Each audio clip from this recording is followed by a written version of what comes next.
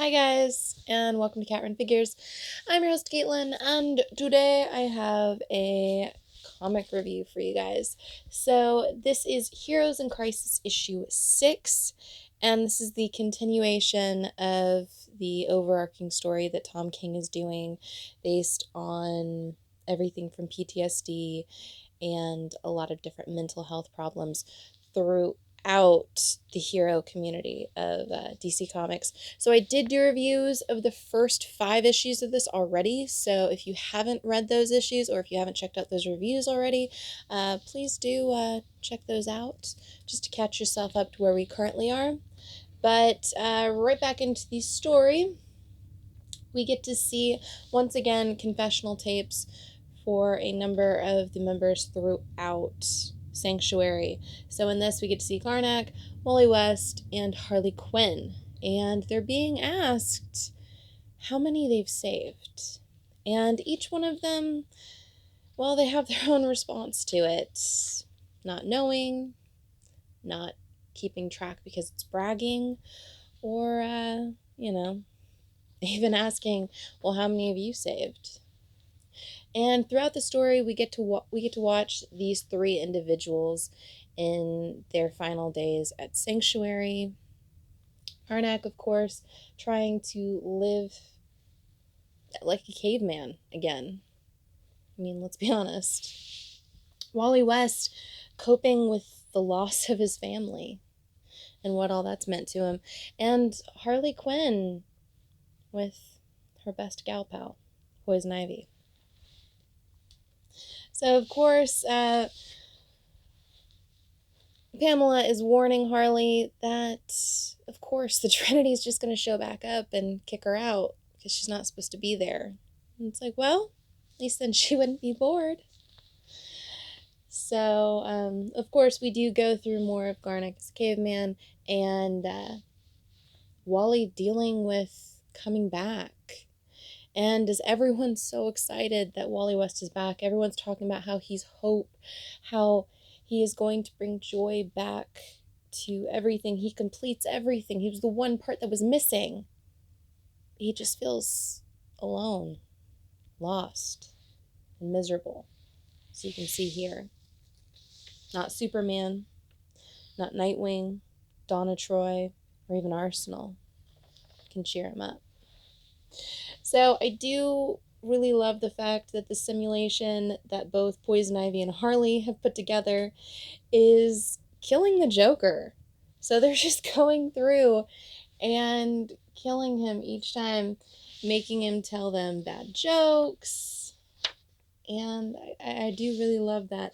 I also do love a lot of the callbacks to old art styles and continuity throughout Titans. A little nod to the new Teen Titans team right here with Marv Wolfman and George Perez. Very, very reminiscent of that. But Wally, he's still lost without his family. And as much as Harley and Ivy care about each other, Ivy needs help. Kind of help that Harley can't exactly just give her. So, back to Wally, he's still dealing with the fact that everyone else is so happy he's back. But him, he has a gaping hole in his life. He misses his wife and he misses his kids. And without them, he's just alone. So I do think that some of the best panels throughout are between both Poison Ivy and Harley.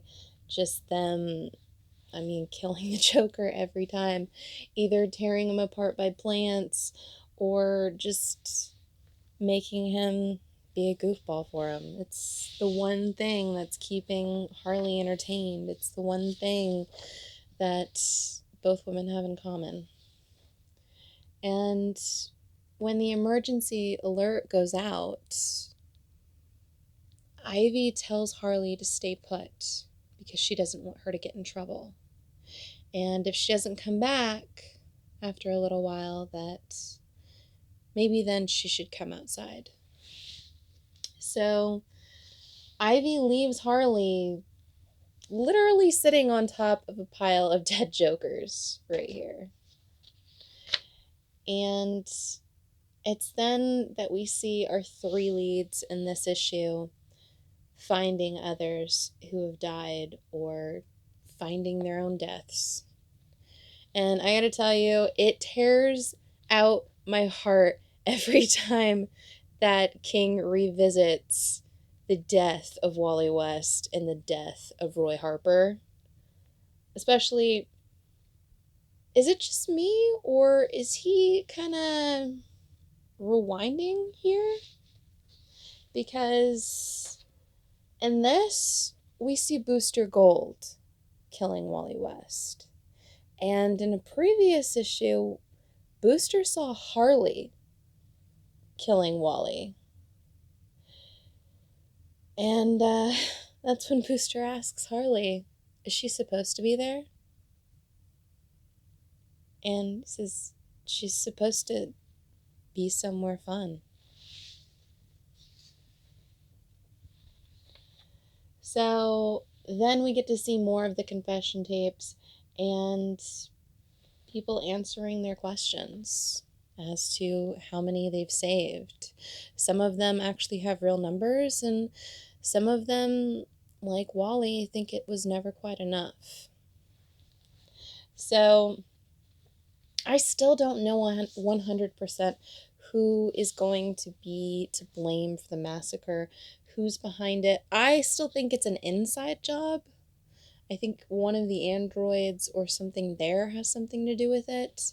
I'm really interested to see where King finally ends off this series. I am loving what he's doing with the sense of loss and the emotions throughout this. As a DC fan, it is honestly tearing a part of my heart out each issue, but I see where he's going with this, and I really do respect it. I love the art throughout, and I'm definitely interested to keep picking it up. So, as per usual, guys, please do give me a like if you like this video. Comment below and tell me whether or not you have been reading Heroes in Crisis and whether or not you've been enjoying it as much as I have. Also, tell me, who do you think is in charge? Who do you think actually caused the massacre? Who do you think killed them? What exactly is going on with Wally West? I've got my own theories there. I'd like to see what some of yours are. Also, please do check out any of the older videos I have up for offer here on the channel. Like I said before, I did do reviews of the first 5 issues of this, so please do check those out if you are so inclined. Also, please do feel free to subscribe to the channel for more comic book content. And until next time, I'm your host, Caitlin. Bye.